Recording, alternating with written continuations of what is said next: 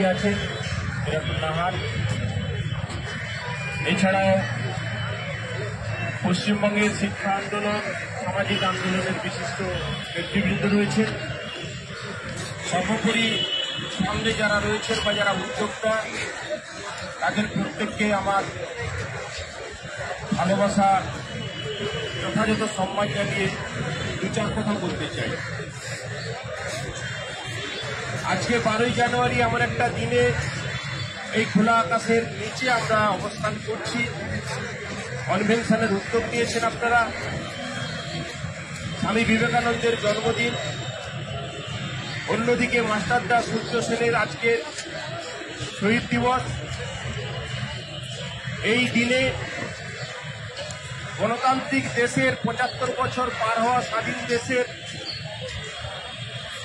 যারা যোগ্যতা এবং স্বচ্ছতার সঙ্গে নিযুক্ত হয়েছিল, তাদের চাকরি কেড়ে নেওয়ার যে ষড়যন্ত্র হয়েছে, তার বিরুদ্ধে আজকে সোচ্চার হতে হচ্ছে এমন একটা দিনে।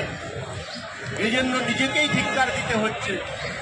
এবং আমি মনে করি আমাদের যে সংগঠন STEA মাধ্যমিক শিক্ষক ও শিক্ষাকর্মী সমিতি প্রথম থেকে শিক্ষার স্বাধিকারের পক্ষে, শিক্ষার গণতান্ত্রিক অধিকারের পক্ষে, শিক্ষার বৈজ্ঞানিকীকরণের পক্ষেই লড়াই চালিয়ে যায়।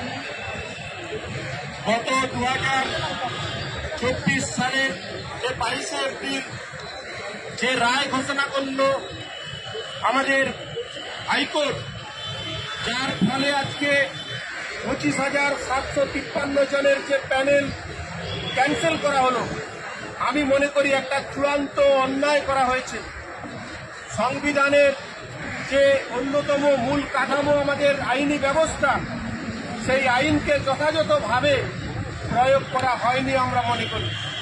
এবং তার ফলে এই যে যোগ্য অযোগ্যতার সেগ্রিগেশন না করে যে দায়টা ছিল CBI এর, যে দায় ছিল স্কুল সার্ভিস কমিশনের, যে দায় ছিল সরকারের, তারা কেউ করল না। বরং বহু কিছু লুকিয়ে আজকে হাজার হাজার শিক্ষক এবং তার পরিবারকে রাস্তায় ফেলে দিয়েছে।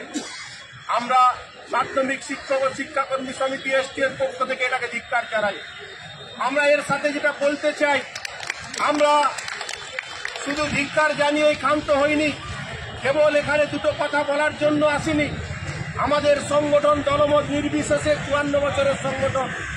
আমরা হলফ করে বলতে চাই, আমরাই হিম্মত দেখিয়েছি এই অন্যায় আইনের বিরুদ্ধে সুপ্রিম কোর্টে, আমরাই সমিতিগতভাবে SLP করেছি। একমাত্র শিক্ষক সংগঠন পশ্চিমবঙ্গের বুকে আমরা সুপ্রিম কোর্টে লড়াই করছি, আপনারা সবাই জানেন। বন্ধুগণ, এই কথা বলতে চাই, আইনি লড়াই যেমন চলছে, তার সাথে রাস্তার আন্দোলনে আমরা পিছিয়ে নেই। প্রথম এই 22 তারিখের পরে প্রথম মিছিল করে STEA 25শে এপ্রিল কলকাতায়, আপনারা জানেন। প্রকাশ্য রাজপথে শুধুমাত্র ভুক্তভোগী নয়, সমস্ত স্তরের শিক্ষক শিক্ষাকর্মীদের নিয়ে আন্দোলন করেছি আমরা। তারপরে ধারাবাহিক সমস্ত ভুক্তভোগীরা যখন আন্দোলন করেছে, তার সাথেও দেখেছি। গত 5 তারিখ আপনারা দেখেছেন, ওই আমরা যখন মিছিল করেছি, পুলিশ আমাদের ওপর তারা ঝাঁপিয়ে পড়ে আটকে যায়, সেখানে নিয়ে ধস্তাধস্তি হয়েছে, সেটাও দেখেছেন। ফলে কেবল কথার ফুলঝুরির জন্য আমাদের সংগঠন তৈরি হয়নি। মাধ্যমিক শিক্ষক ও শিক্ষাকর্মী সমিতি STEA গর্ব নিয়েই বলতে চাই, আপনারা জানলে অবাক হবেন, 73টি সংগঠন আছে, রেজিস্টার্ড সংগঠন পশ্চিমবঙ্গের বুকে।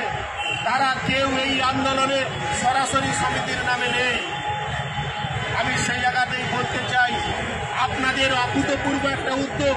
এই আন্দোলনের সঙ্গে আপনাদের বহু শিক্ষক শিক্ষাকর্মীদের সঙ্গে সরাসরি যোগাযোগ আছে। মেহবুব বাবু, চিন্ময় বাবু সহ সামনে যারা বসে আছেন, বহু শিক্ষকদের সাথে যোগাযোগ রয়েছে। প্রতি মুহূর্তের নানান কথা হয়।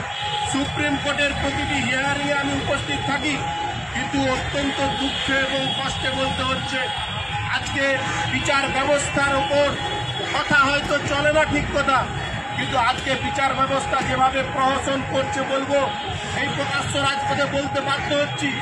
আজকে 7ই মে স্টে অর্ডার হয়েছে, তার দিনের পর দিন চলতে চলতে চলতে প্রতি মুহূর্তে একটা একটা করে ডেট দিচ্ছে।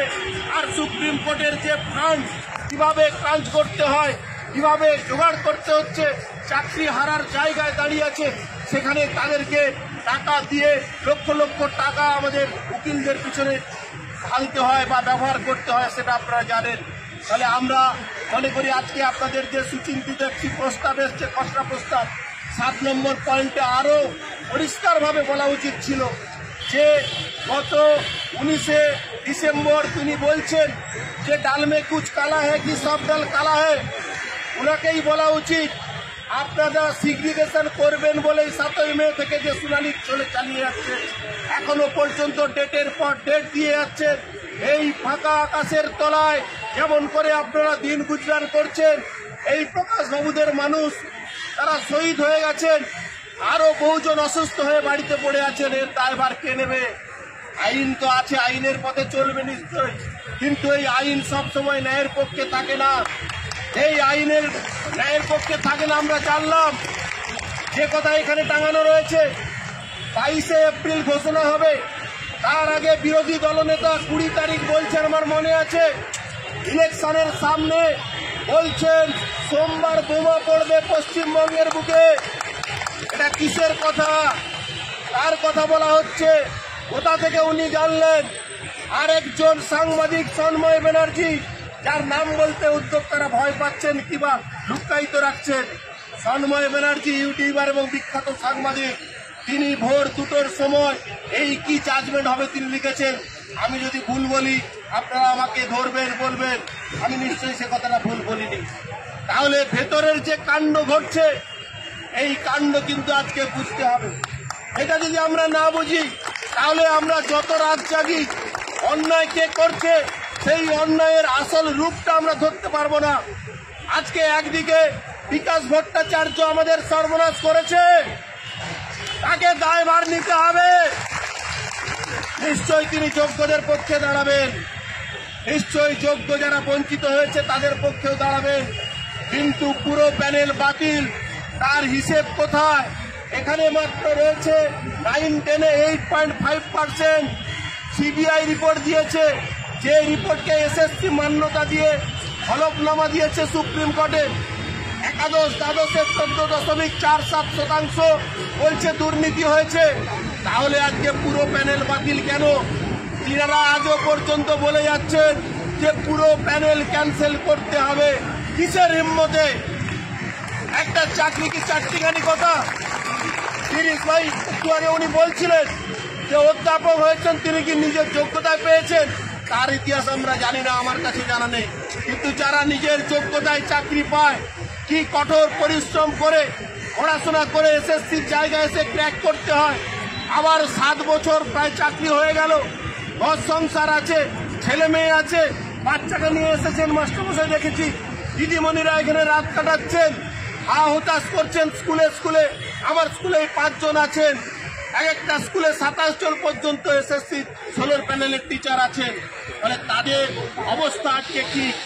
অন্যদিকে একটি কথা আমি বলতে চাই, একটি বৃহৎ সংগঠন বলে শিক্ষক সংগঠন নাম করে, আমি নাম নেব না সঙ্গত কারণে, তারা বলে শতবর্ষের সংগঠন, তারা বলে আমরা যোগ্যদের হয়ে নাকি লড়ছি। আমি যারা এই কথা বলছেন ভুল বলছেন, কারণ তাদের সমিতিগতভাবে কোনো এসএলপি নেই, বাই পিটিশনার আছে, কিন্তু তারা কি করে যোগ্য বলতে যোগ্যদের পক্ষে লড়বে? তাদেরই তো নেতা বিকাশ ভট্টাচার্যরা প্যানেলের পুরো প্যানেল ক্যান্সেলের জন্য বলছেন। এই হিসেবটা আজকে বুঝে নিতে হবে। ফলে লড়াই করতে হবে, লড়াই করে বাঁচতে হবে, কিন্তু বাস্তব সত্যটা জানতে হবে।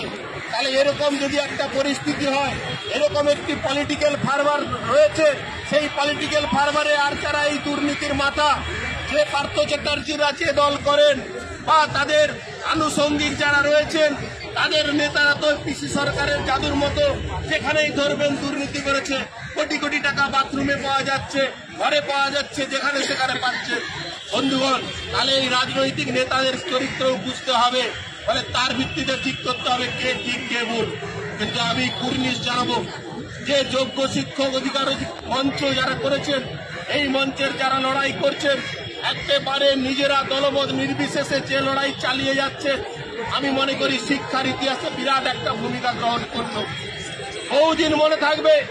এই লড়াইয়ে হার জিত হয়তো সুপ্রিম কোর্ট ঠিক করবে, কিন্তু একথা সত্য, পশ্চিমবঙ্গে এই লড়াই করার ফলে শিক্ষকদের সম্পর্কে যে কথা এসেছিল, যে বোধহয় দেখলেই, এমনকি আমি 9 সালে জয়েন করেছি এসএসসির মাধ্যমে, আমাকেও শুনতে হয়েছে, মাস্টারমশাই আপনার চাকরি আছে তো।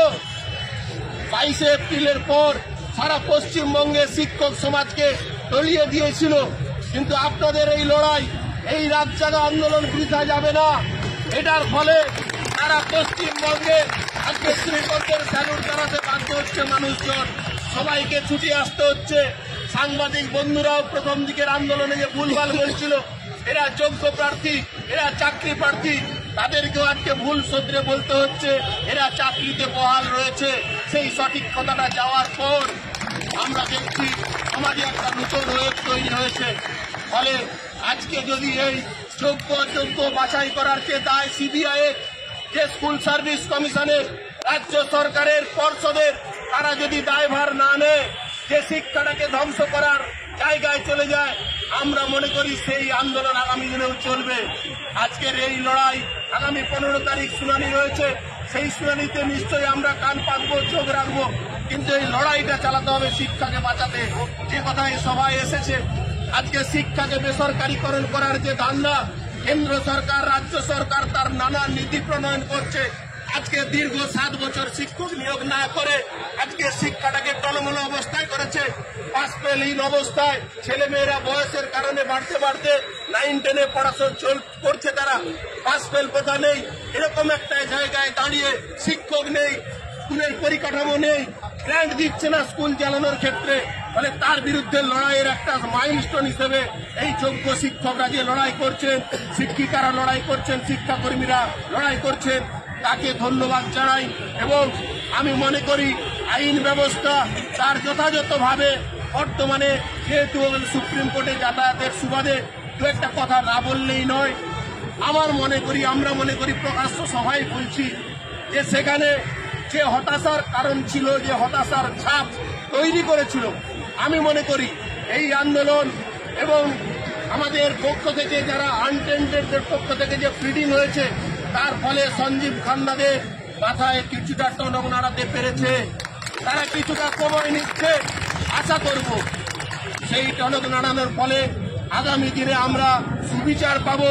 যোগ্যরা যোগ্যতার ভিত্তিতে বিদ্যালয়ে যাবে, পড়াবে, কাজ করবে, এবং তার ভিত্তিতে আগামী দিনে নিশ্চয়ই ভালো দিন আসবে। We shall overcome someday. Thank you everyone.